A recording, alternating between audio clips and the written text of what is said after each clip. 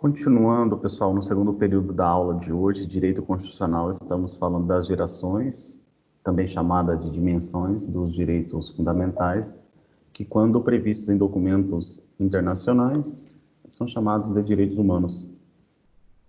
Gerações que passaram a surgir a partir das revoluções dos Estados Unidos e da Revolução Francesa. Vimos a respeito da liberdade, igualdade, fraternidade da primeira, segunda e terceira geração, respectivamente. E vamos dar continuidade no conteúdo.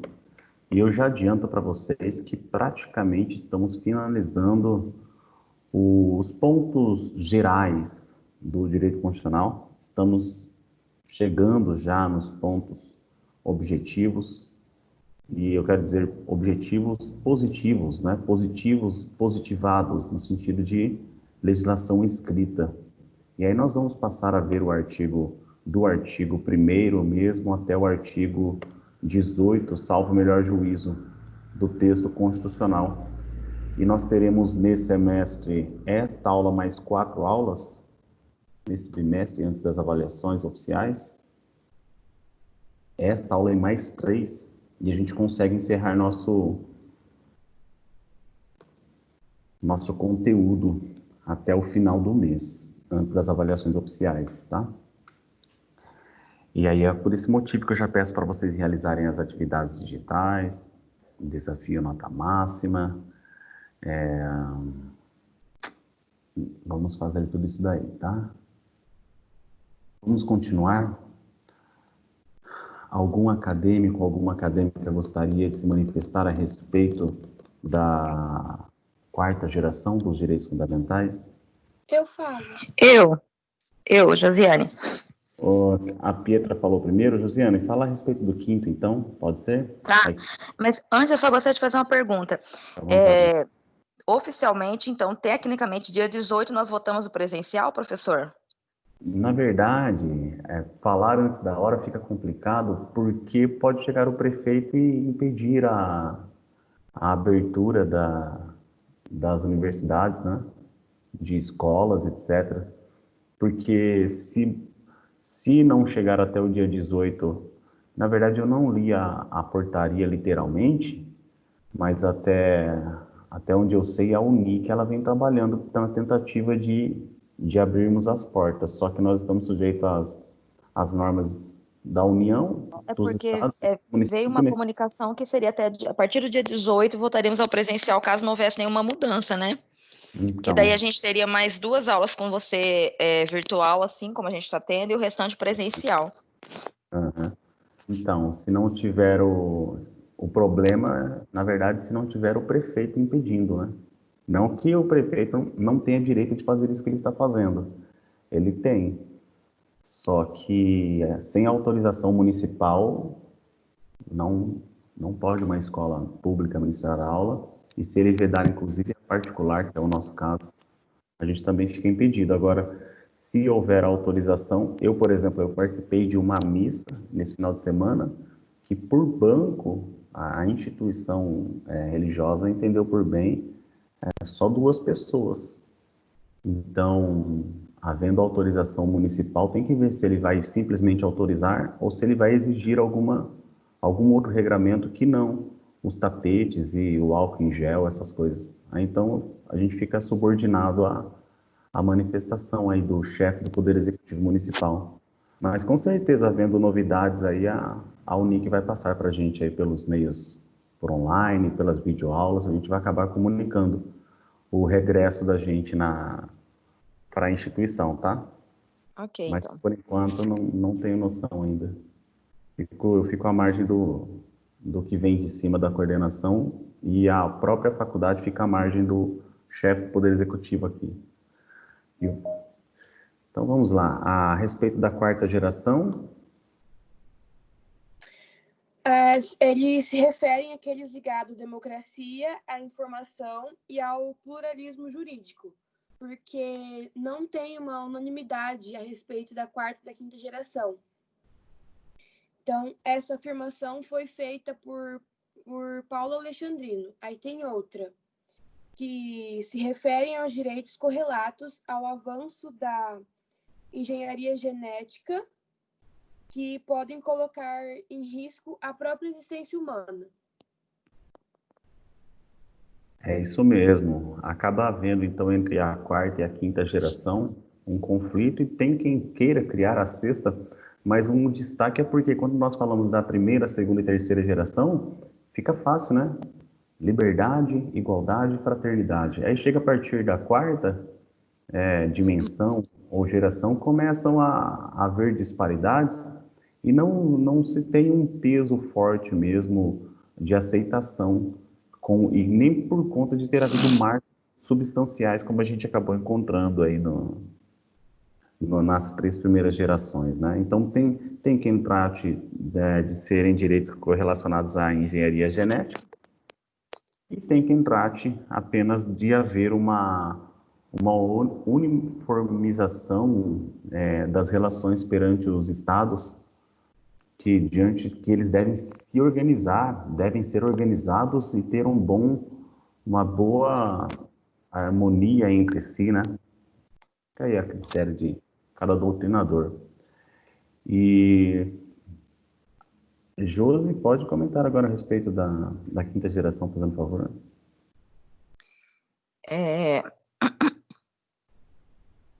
Na quinta geração, teve um congresso ibero-americano de direito constitucional, passou a ser consagrado como direito fundamental na quinta geração. Então, o foco da quinta geração seria a paz, né, como um direito. É isso mesmo. E tem dois instrumentos de direito internacional asseveram a importância e a necessidade do reconhecimento da paz, que seria a Declaração Universal dos Direitos do Homem e o Pacto Internacional dos Direitos Civis e Políticos. Então é isso mesmo. Se a gente for pegar a questão cibernética na quarta geração, a gente acaba colocando o direito à paz na quinta geração, e tem quem entenda que a questão cibernética da engenharia genética seria de quinta geração ao invés de ser de quarta geração, e que na quarta geração seria então justamente a questão da organização dos estados, né? Pessoal, terminamos aqui de analisar as gerações. Eu recomendo para vocês que vocês assistam alguns vídeos a respeito desse assunto, para fins de memorização mesmo. São assuntos bem interessantes. E vamos agora dar seguimento, falando a respeito das características, tá? Falando a respeito das características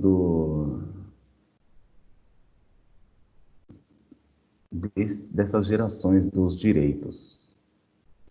A primeira característica é a característica histórica, ou seja, a historicidade. Quer dizer o quê? Quando nós analisamos a conceituação, melhor, a classificação das constituições, nós falamos do seguinte: constituições históricas e constituições dogmáticas.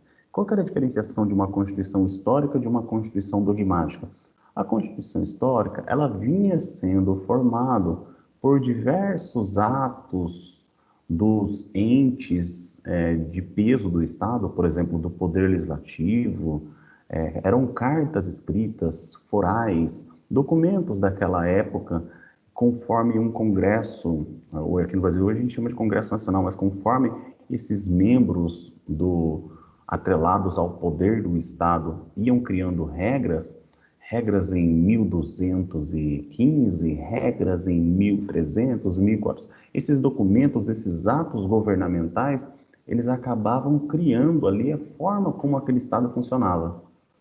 Uma Constituição histórica, claro que tinha documentos escritos que eram relevantes, tinham as práticas dos atos do governo também como relevantes, e ela acabava não se resumindo em um documento único, escrito em determinado ponto, em determinada fase, em determinado momento. Por isso que eram constituições históricas. Já a Constituição dogmática é aquela que se resumia no momento e se analisava quais eram os dogmas daquele momento. Exemplo, a Constituição de 1988, de 5 de outubro de 1988. Essa nossa Constituição, ela foi uma Constituição dogmática. Deixa eu analisar quais são os dogmas Igualdade. Quais são os dois? Veja, homem e mulher, naquele tempo era muito característica ainda essa disparidade, pelo menos de tratamento, essas coisas. Igualdade entre homem e mulher, o mesmo poder, o poder familiar, antigamente era chamado de pátrio poder, como se o poder de uma casa fosse do homem, pátrio, não era mater, era pátrio. E agora nós temos o poder familiar, porque tanto homem quanto mulher têm o mesmo poder dentro de casa. Escutaram, mulheres? Vocês não têm mais poder que a gente. É o mesmo, tá? Igualdade, por favor. Além disso daqui, vedação à tortura, proteção aos índios, ao consumidor, à liberdade econômica, pluralidade partidária. Então, nós escolhemos diversos pontos e colocamos na Constituição de 5 de outubro de 88. Constituição dogmática. Qual que é a diferença entre uma e outra? É que, quando nós falamos da historicidade, nós vamos colocando elementos que surgiram, que vêm surgindo ao longo do tempo, vêm ganhando maior importância, novos, aqueles mais antigos talvez perdendo um pouco de importância, mas historicamente falando. E o livro acadêmico coloca que os direitos fundamentais nascem, modificam-se e vão deixando de ser tão aclamados ao longo da história. Essa classificação de características, nós vamos ver que é segundo José Afonso da Silva, tá bom? Dando continuidade, gente, só lembrando na historicidade, conforme eu já comentei com vocês, a Revolução Francesa foi o ponto inicial, praticamente, das gerações dos direitos. Imprescritibilidade significa o quê? Que os direitos fundamentais são imprescritíveis. O que é uma questão de imprescritibilidade? Significa dizer que mesmo eu não tendo necessidade de fazer uso, hora ou outra na minha vida, não quer dizer que eu estou perdendo esse direito. Imprescritível significa dizer que ele continuará existindo independentemente do seu uso ou não na linha do tempo. Os direitos fundamentais não prescrevem com o decurso do tempo.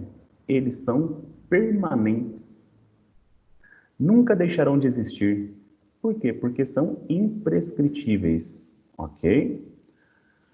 Outra característica forte também dos direitos fundamentais, inalienabilidade, desculpe. O que é inalienabilidade? Vocês vão ver, pessoal, que quando eu faço uma compra e venda, eu faço uma alienação de um patrimônio. Quando eu falo de uma doação, eu estou alienando. Só que pode ser que essa doação eu cobre por ela ou que não, seja uma doação gratuita, ok? Alienação significa que eu posso me desfazer de algo. E quando eu falo inalienável, significa dizer que eu não vou poder me desfazer desse algo. Então, os direitos fundamentais não podem ser alienados, não podem ser transferidos, não podem ser negociados, justamente por não possuírem conteúdo patrimonial. Então, vejam, quando eu falo que os direitos fundamentais são inalienáveis, significa dizer que eu não posso vender. Vamos pegar um exemplo de você falar assim, direito à vida é um direito fundamental. Vamos pegar um outro exemplo, o direito à integridade física. Então, vamos supor que eu tenho certeza que se eu cortar meu dedinho aqui, eu não vou morrer, mas eu vou cortar meu dedinho, porque eu fiz uma aposta com um conhecido, que se eu cortasse um dedo, ele ia me dar uma Ferrari de presente. E para falar uma coisa, eu vou passar minha vida inteira trabalhando com essa mão inteira aqui, eu nunca vou ter dinheiro para comprar a Ferrari de 3 milhões que ele vai me dar. Não vou imaginar, né? Que eu nunca vou alcançar 3 milhões na minha vida, eu acho que eu vou. Aí tá, você quer saber, por conta desse dedinho, valer 3 milhões? Ele falou que ele quer esse meu dedinho, então eu vou cortar esse meu dedinho, vou dar esse dedinho para ele e ele vai me passar a Ferrari. Eu não posso alienar parte do meu corpo. Eu não posso fazer essa negociação. É um direito à minha integridade física. Eu não posso, então, negociar parte do meu corpo com outra pessoa. Eu não tenho essa... A palavra-chave é que eu não tenho essa discricionariedade, eu não tenho essa permissão. Então, o direito fundamental, é aquele que tem a vedação, ou seja, não existe a permissão de ele ser alienado, ok? Isso aqui eu comentei aqui em disciplina de biodireito, talvez vocês estudem a respeito disso também, tá? Um outro ponto, irrenunciabilidade. Irrenunciabilidade. Irrenunciabilidade dos direitos fundamentais. Os direitos fundamentais não podem, em regra, serem renunciados ainda que o seu não exercício, em muitos casos, não seja vedado. Então, o que seria? Da mesma forma que eu não posso alienar, eu também não posso renunciar. Como que eu faço para memorizar isso, professor? É simples. Vocês não ouviram eu falar agora há pouco ali em coletividade, em interesse difuso? Se eu estou falando que um direito fundamental é um direito de toda a coletividade, eu não tenho legitimidade para me desfazer de um interesse que ultrapassa o meu, que é um interesse coletivo. Então, eu tenho um celular. Professor, vende o celular para mim? Patrimonial, vendo. Professor, o senhor parcela em 3 vezes? Fica à vontade, sem problema. Por quê? Porque é um interesse particular meu, eu sou o proprietário, eu sou um agente capaz, ele é um objeto lícito e a lei não exige que seja por escritura pública, eu estou vendendo verbalmente para você aqui pela nossa conversa, tá? Isso eu posso. Agora, quando eu falo que é irrenunciável, significa dizer que eu não posso abrir mão desse direito. E por que, professor, o senhor fala que eu não posso alienar? Por que eu não posso renunciar? Por que ele não prescreve ao decurso do tempo? Porque são interesses, são direitos fundamentais que eu tenho que analisar que ele não é estipulado exclusivamente para mim. Ele é, esses direitos fundamentais, eles são estipulados sim para cada indivíduo, mas para cada indivíduo que pertence àquela coletividade. Então, se você for um indivíduo, por exemplo, apátrida, que não esteja em solo brasileiro, vamos imaginar, você não estará fazendo jus ao direito fundamental do Estado brasileiro, embora você esteja fazendo jus ao direito internacional dos direitos humanos, porque independentemente de previsão em norma do Estado, estão assegurados esses direitos humanos, e que a gente pode falar que os direitos humanos também são irrenunciáveis, mas falando de direitos fundamentais, ele é irrenunciável nesse sentido. Eu, por exemplo, eu falei que eu era um agente capaz, e eu falei que eu tinha legitimidade para vender para você o meu celular. Ou então, mesmo não vendendo, eu falo assim, renuncio o meu direito à propriedade a esse aparelho celular. Renuncio, vou escrever aqui em cima dele, estou renunciando ao direito à propriedade desse celular. Bem gratuito, escreva assim, esse bem está de graça. Quem passar na rua e pegar isso daqui vai ser dele o celular. Estou renunciando ao meu direito de propriedade, eu posso fazer isso? Direito de propriedade eu posso. E ao meu direito fundamental? Ao meu direito fundamental eu não posso. Estou renunciando ao meu direito fundamental à vida. Estou renunciando ao meu direito fundamental da minha saúde, dou o coração para o primeiro que aparecer aqui à minha frente. Eu não posso.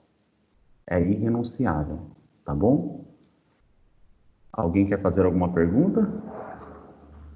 Tá muito fácil?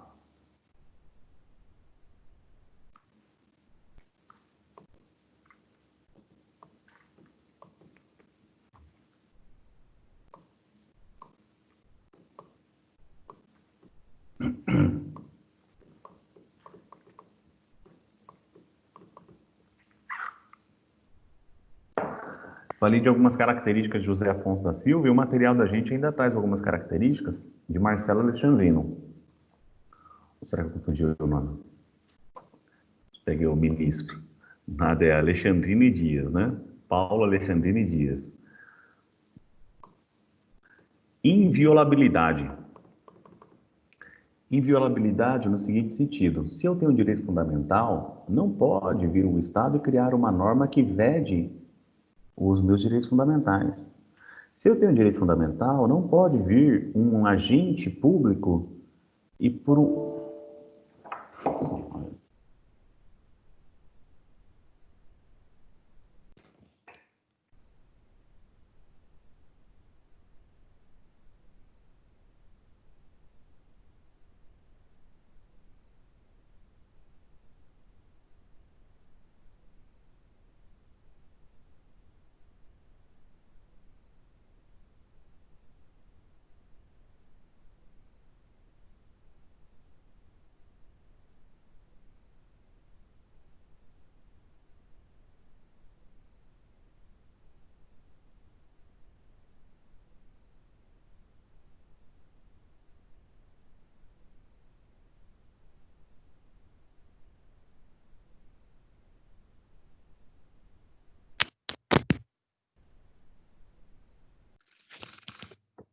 Estão me vendo e me ouvindo? Sim. Acabou caindo aqui. Sim. Tô ligando o computador de novo, deu piti aqui. Ele não deu nem 5 segundos para mim. Não duvido nada que isso aqui não vai cair também, viu?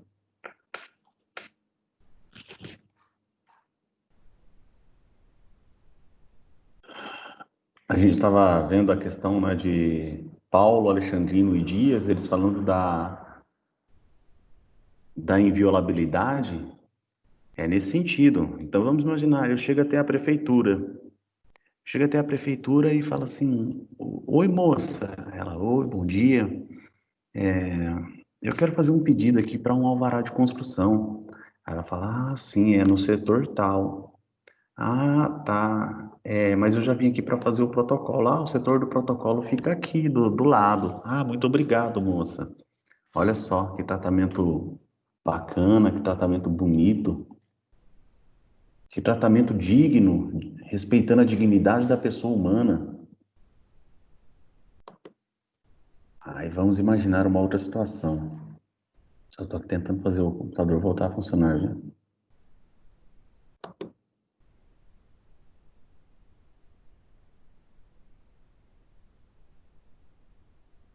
Funcionando já.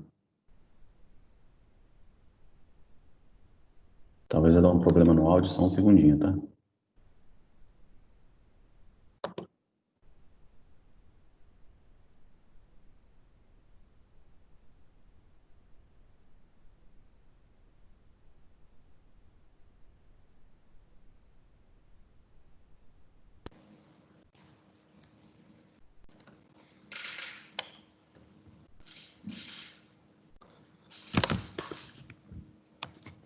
Estão me vendo?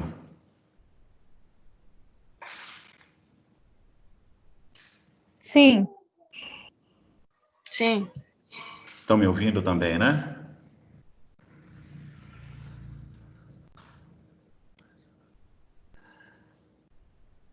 Só relembrando que a gente está sendo gravado, tá? E a aula depois será colocada no portal para vocês. Dando continuidade, então, agora vamos imaginar o seguinte,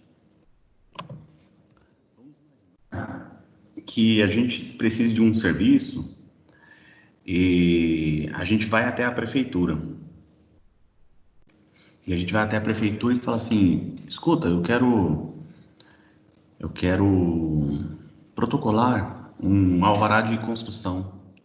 Ah, sim, só ver aqui no setor de protocolo, já está com o requerimento aí? Já estou com o requerimento aqui.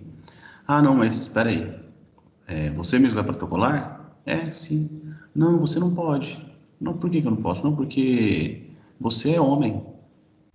E hoje não é dia de homem protocolar. Homem só pode protocolar aqui dia de sexta-feira no período matutino. No restante, só as mulheres podem protocolar. Então quer dizer o quê? Que aquele ato administrativo imaginando que um prefeito tivesse feito aquilo, né?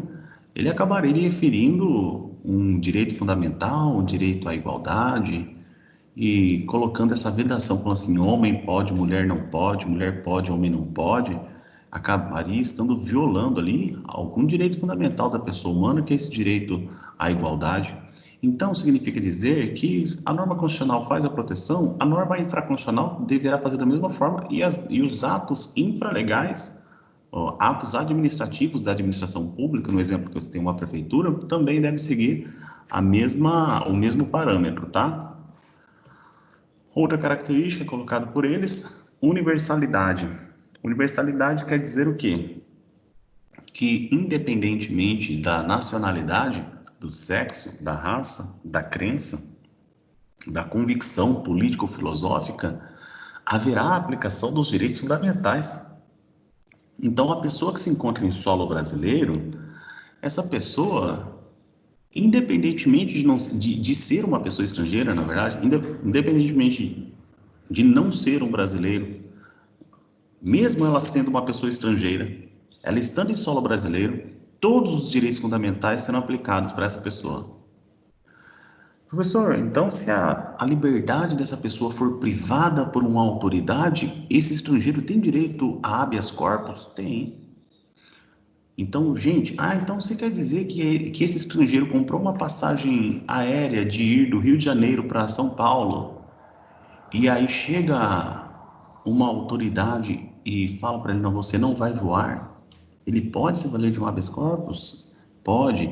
E se por um acaso ele pagou e a empresa aérea fala que não, porque ele é um estrangeiro e estrangeiro está vedado voar naquele voo, não foi uma autoridade, foi a empresa que falou que mesmo ele tendo pago a passagem, ele não teria o direito de voar. Direito líquido e certo, né, gente? Você pode também, se for o caso, ele fala assim, não, eu tenho direito de voar assim, aqui minha passagem comprada direitinho.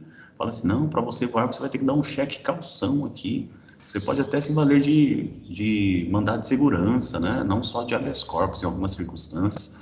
Ou seja, a pessoa, mesmo não sendo nacional, não ter nacionalidade brasileira, estando no solo brasileiro, tem direito a se valer dos direitos fundamentais por conta da característica da universalidade, tá?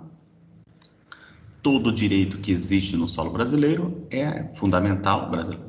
Todo direito fundamental que existe no solo brasileiro vai ser aplicado a uma pessoa independentemente de sua nacionalidade. Será aplicado a todas as pessoas. Efetividade. Efetividade é a palavra-chave, né? Da atuação do Estado. O Estado brasileiro, no artigo 37, coloca que regem as relações da União, dos Estados, do Distrito Federal e dos municípios os seguintes princípios: o da legalidade, o da impessoalidade, o da moralidade, o da publicidade, o da eficiência. Então, quando a gente fala da efetividade, é porque nós estamos imaginando que, seguindo todos esses princípios, o Estado ele vai promover a paz social, o bem social, ou seja, ele vai garantir todos os direitos fundamentais ao público, ao administrado, que somos nós. É você, sou eu. Significa, então, pelo princípio da efetividade, é que os fundamentos do Estado devem chegar às mãos do povo brasileiro, com efetividade. E é uma obrigação do Estado, ok?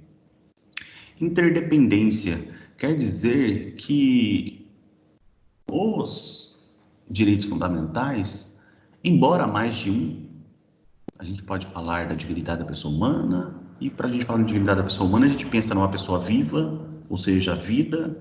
Podemos falar da propriedade de alguém, porque é o seguinte, gente, se a gente não fosse respeitar o direito à propriedade de alguém, a gente viveria numa anarquia. Existem alguns estados que existe uma certa estranheza em que as pessoas não tratam o patrimônio alheio como de outrem. A pessoa se sente livre. Existem culturas, eu já vi passar isso em TV, nunca, infelizmente, viajei para um ambiente desse, assim, mas em que a pessoa ela sente liberdade. Por exemplo, encontrou uma bicicleta na rua, ela pega a bicicleta e vai até o outro ponto, deixa ali quem encontrou aquela outra bicicleta e assim vai. Eles vão se valendo de coisas alheias que estão ali à livre disposição naquele exato momento. Mas, tirando esse exemplozinho, não sei nem porque eu comentei a respeito dele, acho que foi uma curiosidade que eu vi na minha vida, o direito à propriedade é essencial, é fundamental para a organização e para a paz social. Então, vejam, nessa circunstância, eu posso falar que todos esses direitos fundamentais existem Eles são autônomos? São, mas eles são todos coligados, todos interdependentes, tá? Então, os direitos fundamentais são autônomos, mas mantêm interseções para assegurar a sua efetividade. Complementariedade. Os direitos fundamentais devem ser interpretados de forma conjunta, com o objetivo de alcançar os propósitos do legislador. O que acontece?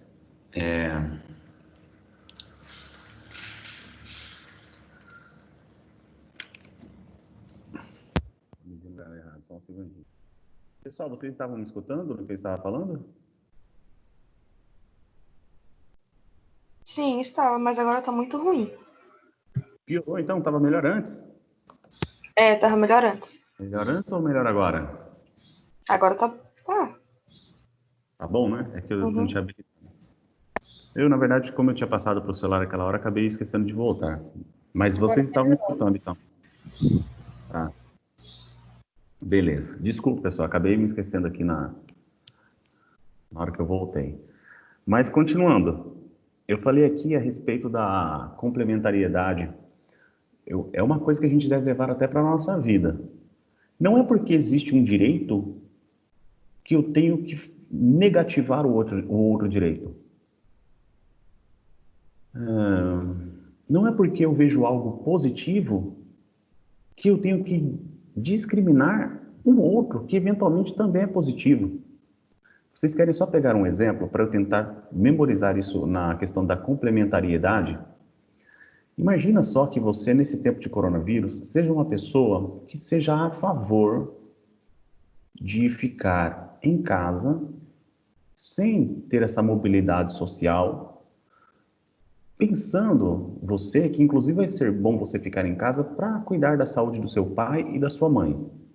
Ou imagine você que é pai, que é mãe, que você entenda que seria bom mesmo você ficar para proteção dos seus filhos, ou que seus filhos protegessem você, cuidassem de você e você ficasse numa tranquilidade um pouco maior para ter uma segurança no âmbito da saúde, uma imunidade um pouco mais substancial.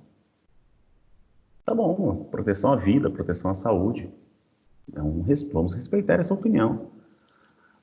Só que tem outras pessoas que são pessoas empresárias e elas estão lá pensando, meu Deus, como que eu vou pagar o salário de fulano de tal? As vendas caíram, a prestação de serviço diminuiu, e essas pessoas, elas são pessoas a favor de que volte o comércio a funcionar, porque eles ficam pensando, meu, como que eu vou bancar minha família, como que eu vou bancar minhas contas, como que daqui a pouco, no próximo mês, não vou nem ter dinheiro para pagar o salário, meus funcionários vão ficar sem receber, vão passar necessidade também, vou ter que mandar embora. Esse aspecto também é relevante, também deve ser considerado. Então não é porque uma pessoa pensa de um jeito e a outra pessoa pensa do jeito que uma delas está errada. As duas podem estar certas. Vejam só, não é porque uma quer ficar em casa que eu tenho que falar, você está errado. Não, vamos respeitar. A opinião dela é opinião plausível. E da outra pessoa que quer manter o comércio? Também é plausível. Ela está pensando de uma forma muito bacana também, pensando no bem dela, da família dela, no bem da família do empregado, do próprio empregado, ou da pessoa empregada. Os dois estão corretos. Quando a gente fala em complementariedade, nós estamos falando em união de pensamentos, como que nós podemos adequar a existência dos dois, interpretando os dois como pontos positivos. Então não é porque que eu falo que existe o princípio à vida que eu vou jogar fora, então, o direito à propriedade. Não, vamos interpretar os dois de forma que complementar. De forma complementar. É isso que essa característica dos direitos fundamentais, colocada aqui por Paulo Alexandrino e Dias, quer dizer para vocês, tá bom? Outra característica também colocada é relatividade e limitabilidade. Os direitos fundamentais não possuem natureza absoluta. O direito à vida, por exemplo, pode ser relativizado no caso de guerra declarada, conforme o artigo 5º da própria Constituição da República Federativa do Brasil. O que nós podemos analisar é que o material está dizendo que não existe direitos fundamentais absolutos. Que não existiria, então, um direito fundamental absoluto. É nessa forma. Por exemplo, o direito à vida, no caso de guerra declarada, em que eu tenho autorização para matar outra pessoa. Aí eu já ouvi no meu tempo de estudo também, enquanto acadêmico, que existem dois direitos absolutos. E os dois eu posso enquadrar como direitos fundamentais.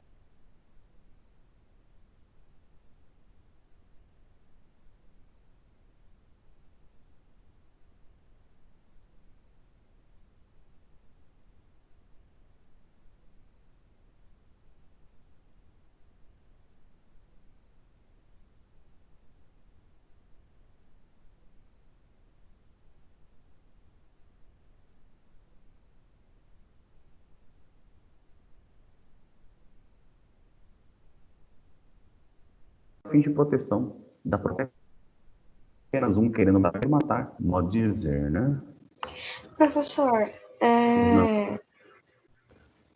parou, na verdade o meu aqui eu não entendi, pode explicar de novo, depois que o senhor falou que na época de estudo o senhor tinha dois direitos fundamentais, alguma coisa assim? O meu travou, eu não consegui entender, foi mais nada. Esse aqui também. Uhum. Agora estamos escutando bem? Sim. Sim. Beleza. É que o que eu aprendi em todo o meu tempo de estudo, que existem dois direitos absolutos no nosso ordenamento jurídico. Nosso ordenamento jurídico que eu falo é o Brasil, é o do Brasil, que é a dignidade da pessoa humana e que é a vedação à tortura. Porque não existe possibilidade, segundo todas as regras, todas as normas, costumes que seja dentro da lei, permissão para a tortura e em nenhuma circunstância o desrespeito à dignidade da pessoa humana. E para, assim, tratando do que acabou de ser dito aqui, que há uma relatividade, uma limitabilidade aos direitos fundamentais, eu acredito que, embora um ou outro direito fundamental ele possa ser relativizado, quando eu falo na dignidade da pessoa humana, eu não encontro essa possibilidade. Não segundo o material, o livro acadêmico, é pelo meu tempo de estudo. Professor, mas se eu tenho o direito de matar uma pessoa, eu estou ferindo a dignidade dela, a dignidade da pessoa humana dela. Mas quando você está protegendo, é nesse sentido, eu não estou ferindo. Se eu posso morrer e estou em legítima defesa, estou no exercício regular de um direito, estou num estado de necessidade, se eu estou ali a serviço da pátria brasileira, protegendo a minha pátria, eu não estou causando prejuízo à dignidade da outra pessoa, em quem eventualmente eu tenho que dar um tiro. Eu estou preservando a minha. É a mesma coisa de a gente falar daquela forma de interpretação complementar. Eu não estou excluindo uma, eu estou unindo ambas. Então, nessa circunstância aí, dá para tentar quebrar um pouco essa questão de falar de dignidade da pessoa humana como um direito fundamental absoluto por quem defenda, ou dá para defender, falando que dignidade da pessoa humana é um direito fundamental absoluto. E o que é absoluto? É aquele que não é relativo. E o que é o relativo? É aquele que aceita situações adversas. Relativo é aquele que aceita um posicionamento diverso. Então, se eu falo que o direito à vida é um direito fundamental absoluto, eu quero dizer que não comporta exceções. Todavia, o direito à vida comporta exceções. O direito fundamental à vida comporta exceções. Por exemplo, legítima defesa, estado de necessidade, exercício regular de um direito. Então, o policial está no exercício regular da sua profissão e contra si ele tem pessoas armadas, o policial tem o direito de se valer da sua arma de fogo? Tem o direito. É nesse sentido que eu quero dizer, né? Que comporta, então, a questão do direito fundamental, direito à vida, comporta exceção. E tem os doutrinadores que defendem que a dignidade da pessoa humana não comportaria. E tem os outros que defendem também que o que não tem previsão relativa, que é absoluta, é a vedação à tortura, que inclusive uma pessoa, havendo condenação à pena de morte de uma pessoa em caso de guerra, que essa pena de morte ela seria executada da maneira menos gravosa possível. Então, aquela forma em que a pessoa menos dor sentisse. Então, eu não colocaria uma pessoa para ser torturada na pena de morte, porque não existe autorização no nosso ordenamento jurídico da tortura. Então, tem essa discussão aí. São dois fundamentos da nossa República, a vedação à tortura e a dignidade da pessoa humana, que tem defensores de que eles não são relativos, de que são direitos fundamentais absolutos. Tá bom? Por isso que eu acabei comentando. Ok. Chegamos a um momento da aula, então, terminadas as gerações, as dimensões, sendo vista a respeito da diferenciação entre direito fundamental e direito humano, e também analisadas as características dos direitos fundamentais, chega-se o momento de vocês se prepararem para a avaliação e para concursos públicos aí, exame da Ordem dos Advogados do Brasil. Vamos para a Constituição da República Federativa do Brasil. Abram a Constituição da República Federativa do Brasil.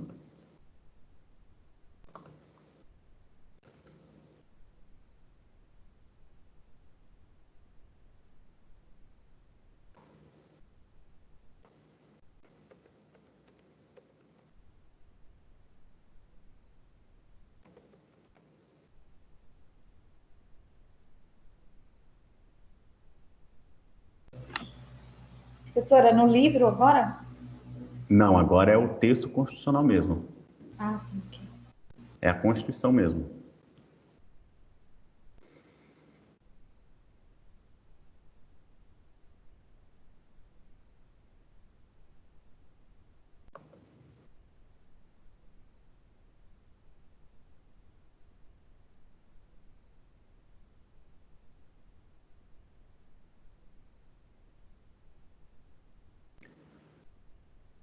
Ok, material aberto aí. Vocês se lembram que eu fiz a leitura do artigo 1º até o artigo 4º do texto constitucional, não é? Aí eu vim aqui no Google, gente, eu escrevi simplesmente assim, questões, objetivos fundamentais. Pum, cliquei no Google aqui. Olha só o que apareceu. Constitui objetivos fundamentais da República Federativa do Brasil, ou constitui objetivo fundamental da República Federativa do Brasil. Independência nacional, prevalência dos direitos humanos, erradicar a pobreza e a marginalização e reduzir as desigualdades sociais e regionais, autodeterminação dos povos, defesa da paz. Então vamos lá. Constitui objetivo fundamental da República Federativa do Brasil, ou no plural, constituem objetivos fundamentais da República Federativa do Brasil.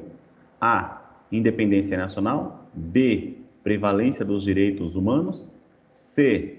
Erradicar a pobreza e a marginalização e reduzir as desigualdades sociais. D. Autodeterminação dos povos. E. Defesa da paz. Eu já escolhi a minha aqui. Qual que você escolheu?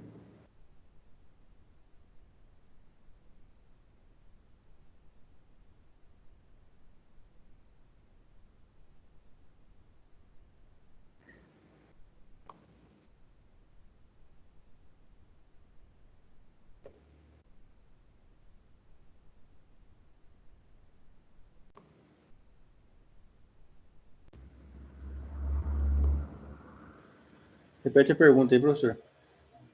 Ó, constitui objetivo fundamental da República Federativa do Brasil, ou no plural, constituem objetivos fundamentais da República Federativa do Brasil. Opção A, independência nacional. B, prevalência dos direitos dos humanos. Vai, Corinthians, brincadeira, né? Prevalência dos direitos humanos. C, erradicar a pobreza e a marginalização e reduzir as desigualdades sociais e regionais. D, autodeterminação dos povos. E, defesa da paz.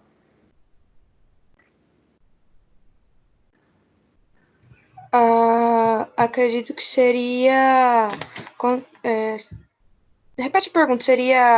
A pergunta seria constituir uma sociedade livre. Ó, a pergunta é: constituem objetivos fundamentais da República Federativa do Brasil? Erradicar a pobreza e marginalização, reduzir a Isso mesmo. desigualdade social e regional. É isso mesmo. É isso mesmo. Por que que eu coloco isso para vocês aqui em sala de aula? Porque é o seguinte, nós temos no título 1 o tema dos princípios fundamentais. Só que a pergunta no concurso público, a pergunta no seu exame da ordem, a pergunta na sua avaliação, ela não vai vir simplesmente, constitui princípios fundamentais. Olha só, se a banca pergunta constituem princípios fundamentais, provavelmente ela vai estar se referindo ao artigo 1º. Provavelmente. Porque quando a banca for fazer pergunta a respeito do artigo, o artigo 2º esquece, o artigo 2º não tem como errar. Se você não memorizar o artigo 2º na tua faculdade de Direito, está na faculdade errada. Mas o artigo 3º, o artigo 4º, que vai ter perguntas específicas. Preste atenção. O artigo 3º, constituem objetivos Fundamentais. Olha só, a palavra-chave aqui é você gravar objetivos. A palavra fundamental é pegadinha para qualquer uma delas. São poderes fundamentais da nossa república e tal. As fundamentais, a palavra fundamental ou fundamentais no plural pode cair em qualquer dos artigos. No artigo 1º, artigo 2º, artigo 3º e artigo 4º. A palavra fundamental eles podem colocar em qualquer uma. Só que o que você vai ter que saber? Quando falar de objetivos, a resposta vai se encontrar nos incisos do artigo 3º.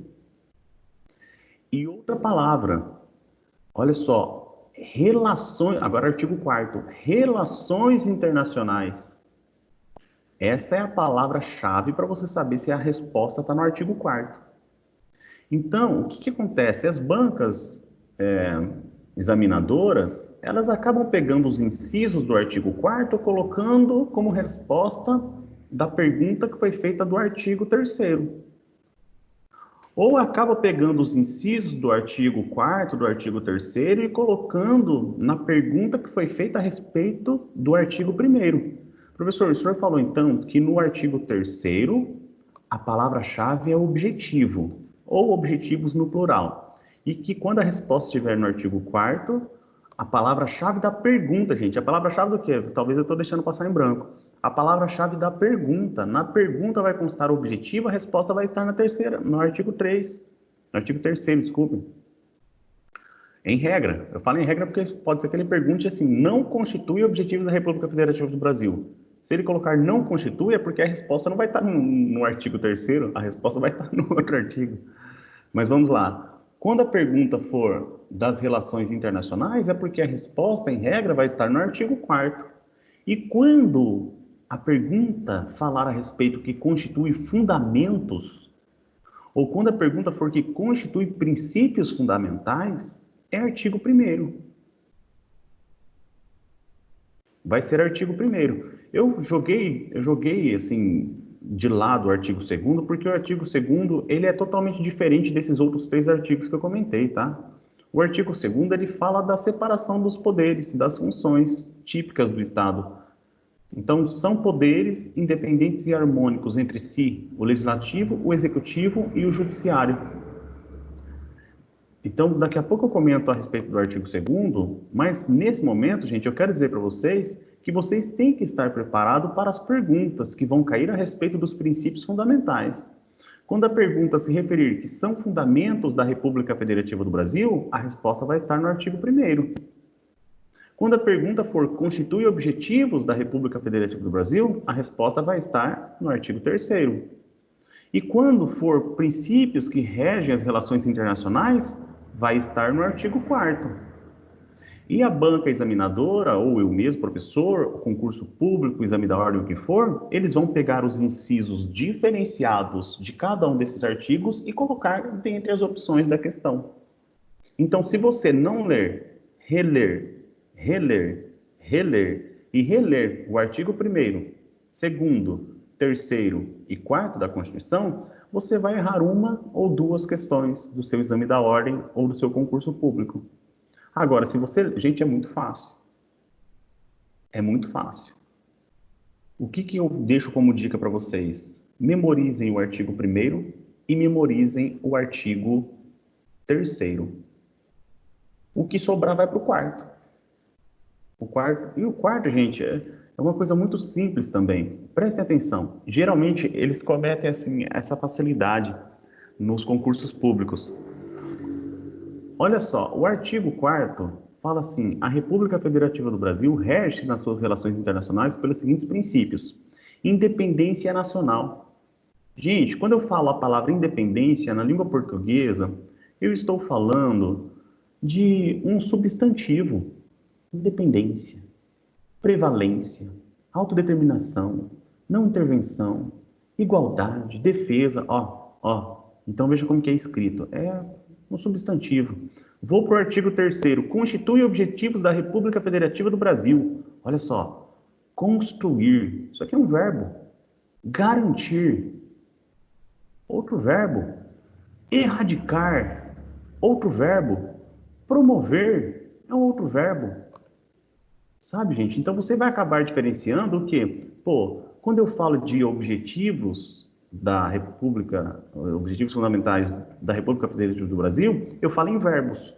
Quando eu ver que ele está colocando um verbo lá na perguntazinha da OAB, eu já vou sacar que vai estar se referindo, então, aos objetivos. Quando eu ver que for um substantivo, então pode ser o artigo 4º ou pode ser o artigo 1º. Mas, eu não falei para vocês memorizarem o artigo 1º, e é muito fácil o artigo 1º, gente. Olha, a soberania, cidadania, dignidade da pessoa humana, valores sociais do trabalho e da livre iniciativa e pluralismo político. O que acontece? A banca examinadora do exame da ordem do concurso público, ele vai pegar essa cidadania que está aqui escrita e ele vai colocar o que eu até comentei agora há pouco, quando cometi essa gafe aí. Ele vai falar nacionalidade.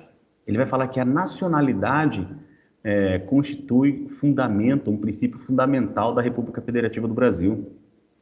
Gente, ele vai tirar a palavra cidadania e ele vai colocar a palavra nacionalidade. Tá? Então, isso é pegadinha, porque aqui está no inciso 2, a cidadania. E a banca examinadora vai colocar o quê? A nacionalidade. E a opção vai estar o quê? Vai estar falsa. Então, vai colocar lá, constitui princípio fundamental da República Federativa do Brasil. Você vai ter que memorizar isso aqui, soberania, cidadania, não vai ser nacionalidade. Você vai falar da livre iniciativa e também dos valores sociais, você vai falar do pluralismo político e do principal deles, né, dignidade da pessoa humana. Você memorizou o artigo 1º, viu que ele é substantivo, viu que o artigo 4º também é substantivo, só que você já está com o do artigo 1º memorizado. Se for verbo, é objetivo o artigo 3º. Se for artigo, vai ser ou o 1º ou o 4º. Os do 1º você já memorizou, significa dizer, então, que as perguntas remanescentes, as opções remanescentes, vão se referir ao artigo 4º. Se a pergunta for das relações, dos princípios que regem as relações internacionais, você elimina. Tira todos do artigo 1º, logo vai ser a do artigo 4º. Se a banca examinadora não tiver transformado o verbo do artigo 3º em um substantivo. Professor, mas como que eu faço para memorizar o artigo 3º? Gente, invente uma música, então. Se você quer memorizar tudo, talvez seja difícil você memorizar o artigo 4º. Olha só, tem 10 incisos, embora fáceis, porque eles se referem geralmente à questão da nacionalidade. Olha só, independência nacional, prevalência dos direitos humanos, autodeterminação dos povos, não intervenção, igualdade entre os estados. Gente, igualdade aqui entre os estados... Nós não estamos falando de Mato Grosso e Mato Grosso do Sul. É nas relações internacionais. Lembrando que nós estamos falando que a República Federativa do Brasil rege-se nas suas relações internacionais. Então, quando eu estou falando de não intervenção, não é intervenção da União no estado do Mato Grosso, não é intervenção do estado do Mato Grosso no município de Tangará da Serra. Não. Eu estou falando de não intervenção entre um Estado e outro Estado, não haver essa questão de igualdade entre os Estados. Quer dizer que o Brasil não vai tratar diferentemente a Argentina dos Estados Unidos da América. Igualdade entre os Estados, defesa da paz. É isso que o chefe do Poder Executivo sempre deve se manifestar, é nesse sentido quando ele for perguntado a respeito de algo. O planeta está diante da Terceira Guerra Mundial, o que você vai falar, presidente? O presidente vai falar, eu sou defensor da paz. Por quê? Olha que texto constitucional fala isso. Solução pacífica dos conflitos. Eu sou a favor da paz. Entendo que nós devemos encontrar uma solução pacífica dos conflitos. Olha que bonito. Repúdio ao terrorismo, uma vez que nós pregamos o repúdio ao terrorismo, o repúdio ao racismo, e não somos a favor de quem age dessa forma. Cooperação entre os povos para o progresso da humanidade. O que nós buscamos é uma cooperação entre os povos. Buscamos que haja um progresso da humanidade. Olha, gente, a pessoa está lendo o texto constitucional. O chefe do Poder Executivo, ele só pegou o texto constitucional e está ali, dando a entrevista dele. E, se for necessário, sim, concederemos o asilo político. O que acontece, gente? Esse asilo político aqui, ele é muito utilizado em concursos públicos e ele é colocado, asilo político, no artigo 1º, porque o artigo 1º, inciso 5, coloca o pluralismo político. Então, as perguntas que vêm são princípios fundamentais da República Federativa do Brasil, o asilo político. Você fala, eu vi lá mesmo, tem um negócio político lá, no inciso 5 do artigo 1º. Gente, pluralismo político, aqui no Estado brasileiro, significa dizer que nós podemos ter diversos partidos políticos dentro da normativa, dentro do regimento do nosso Estado. Eu não estou vedando a criação de partidos políticos, eu estou aceitando o pluralismo político. A sua ideia política, eu acolho, eu permito. Eu posso me filiar a ela ou não, mas eu permito, eu respeito. Isso que é o quê? Pluralismo político. Quando nós falamos em asilo político, nós estamos falando de um estrangeiro, por exemplo, em solo brasileiro. Asilo político e pluralismo político não é a mesma coisa. E o que acontece? Eles vão colocar a palavra asilo político como fundamento da República Federativa do Brasil. E como princípio fundamental da República Federativa do Brasil. E não. O asilo político, ele rege as relações, ele é defendido nas relações internacionais do nosso Estado. Então, vocês vão ter que saber fazer essas diferenciações aqui. E para a gente terminar a aula, antes de eu ir para as perguntas, porque, gente, não é por nada não, parece que é só um finalzinho de aula, mas vocês não têm noção da importância de vocês memorizarem esses artigos que eu estou mencionando para vocês, para exame da ordem e para concurso público, tá? O parágrafo único trata que todo o poder emana do povo que o exerce por meio de seus representantes eleitos ou diretamente nos termos desta Constituição. A doutrina diz, pessoal, que quando se fala que todo o poder emana do povo, é aquela brincadeira que eu já fiz em sala de aula, que o poder, ele é fiat. Como assim, professor? É fiat uno. Por quê? Eu brinco com fiat uno, para vocês memorizarem. O poder, ele é uno, ele emana do povo. Professor, mas o poder não é do presidente? O poder não é do Congresso Nacional? O poder não é do STF? Não, gente, o poder é do povo. Professor, mas se a gente ler aqui embaixo, no artigo 2º, fala, são poderes da União, independentes e harmônicos entre si, o Legislativo, o Executivo e o Judiciário. E o senhor está falando que o poder é um só?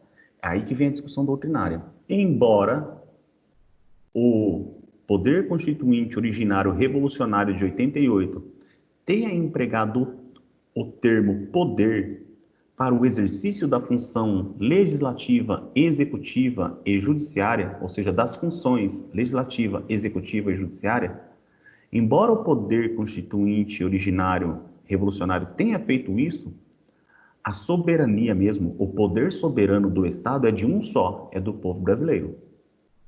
O chefe do Poder Executivo não é dono da soberania brasileira. O presidente da Câmara do Senado, o presidente da Mesa dos Deputados Federais não são donos da soberania nacional. E assim também não ocorre com os ministros do STF, muito menos o presidente deles. Quero dizer o quê? Que o poder é uno, ele emana do povo, só que o povo exerce diretamente ou por meio de seus representantes. E quando eu atribuo uma função de um dos poderes da União para os meus representantes, eu apenas estou transferindo o exercício da minha soberania. Eu não estou transferindo a soberania minha para eles. Eu estou transferindo o exercício do meu poder. Uma coisa é ser titular de alguma coisa. Outra coisa é fazer o exercício. Quer um exemplo? Você é dono de uma propriedade urbana. E você loca a sua propriedade urbana. Você tem o direito de locação? Tem. Você foi lá e locou. De quem que é a propriedade? É tua. Mas quem que está exercendo a posse direta daquele imóvel que você locou? O locatário. Você é o locador, a locadora, e tem o locatário, ou a locatária. Entenderam? Ser titular é uma coisa, fazer uso é outra coisa.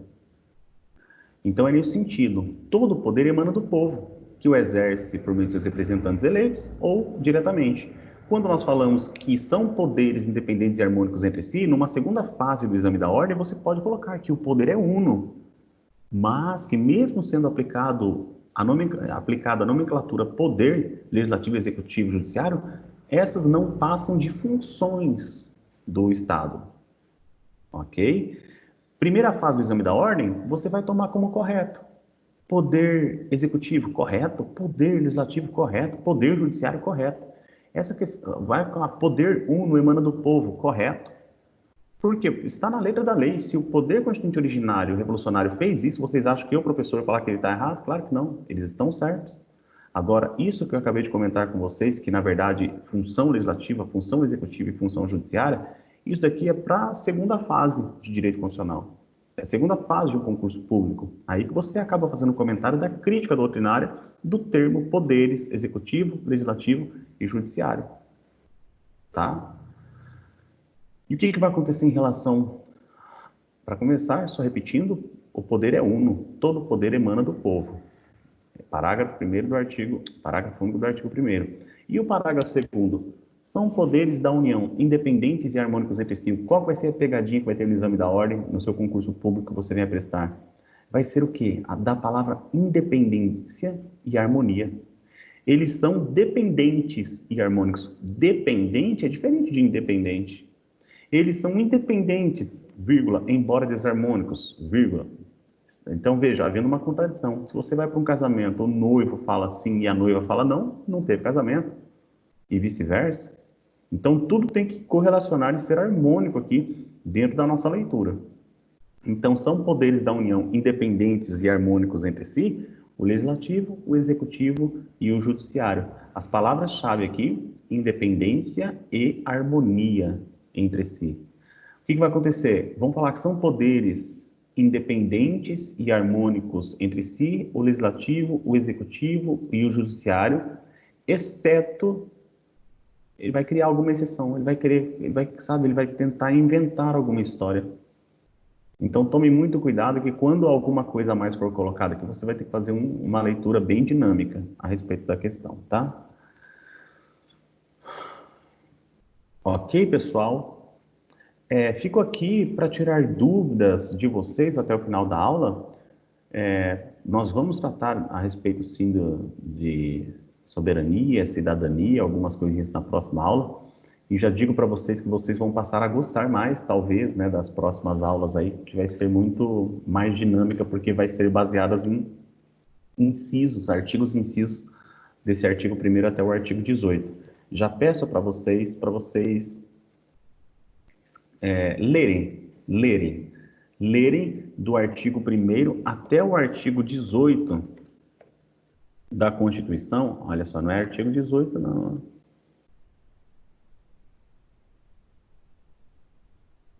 É até o artigo 17. Até o artigo 17. Então, leiam do artigo 1º até o artigo 17. E dúvidas, vocês tragam para mim dentro da sala de aula. Eu vou passando o material e nas dúvidas vocês vão entrando em questões, em conversas comigo, tá bom? Dou por encerrada a aula nesse segundo período e muito obrigado a todos. Professor, o senhor pode tirar uma dúvida minha sobre o portal? Sim, sim. No portal, que nem assim, nas atividades do portal, vai até 3.000 pontos, certo? Uhum. Até